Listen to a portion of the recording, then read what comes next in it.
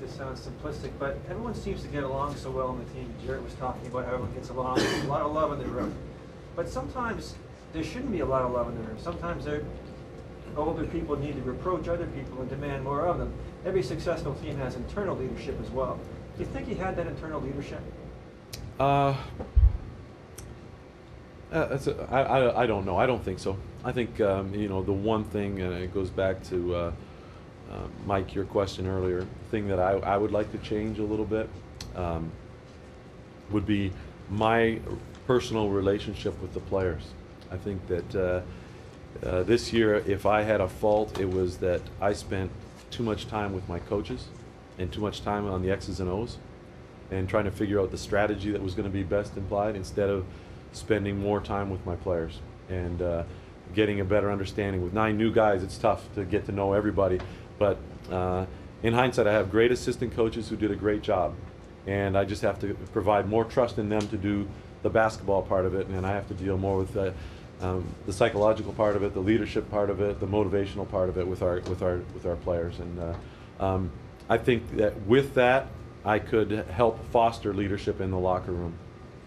So do you think lieutenants are there? I mean, that's, I guess, they are, but you know, again, I've been, you know, involved with teams for a long time, and there are different types of leaders. There are those who lead by example and say very little, and those that talk a lot and do very little.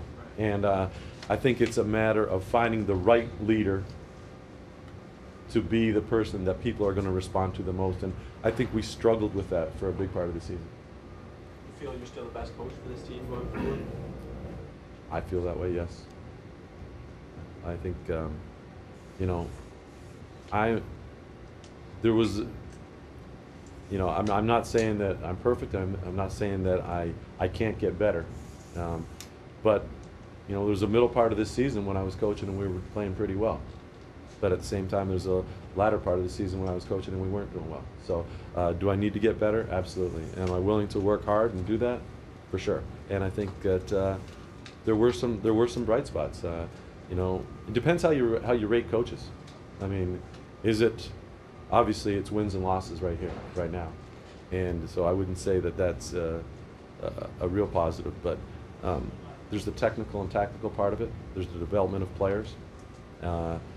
There's the preparation, and then there's the stuff that we were just talking about, the personality part of it. And you know, kind of a crazy stat, but if you base it on practices, which a lot of coaches do, when we had 2 or more days of practice, you know, I think we were 15-4.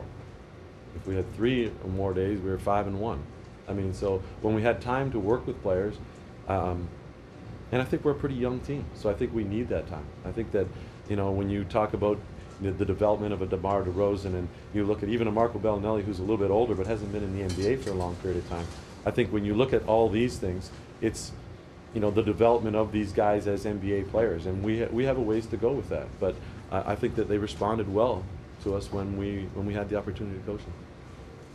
Jay, when you look back on the way you guys, and I know as an organization you need to make this decision, but the way the whole Hedo thing was handled, right from training camp and sitting him down all the way through, and you eventually did sit him down for a game. Yeah. Are you happy with the way you guys went at that? And if not, how would you change that? Well, I mean, at the time, and I think that to a person in here, you would all agree as well, after the championship run and playing the European Championships, give him a little bit of time. Did we think it would unfold the way that it did? Absolutely not. And in hindsight, that we wouldn't do that again. And will it happen next year after the World Championships? No. And we've discussed that with him already. We need him at training camp. He needs to understand the new players that he's playing with and what the role in a new offense is going to be, or a role in the way that we play and the way that Jose plays and the way that Chris plays. And he didn't grasp that, but a lot of that was lost because of the training camp issue. I'm not going to defend him. He did not have a great year. He also had a lot of tough breaks. I mean, I thought there were times when it looked like he was breaking through and he gets cracked in the face. Just before All-Star break, his mom falls ill and he has to spend the break going back to Istanbul. Hip injury, it's hit in the face again. I mean, things did not go well for him, but that's not to make an excuse. He did not play well for us, and he's the first one to admit that. Stan Van Gundy once said that he would take entire practices sometimes to get motivated. Do you find there's problems with motivation for Hedo? I don't think there's problems in motivation. He's got a great basketball mind. I think that he needs to be pushed.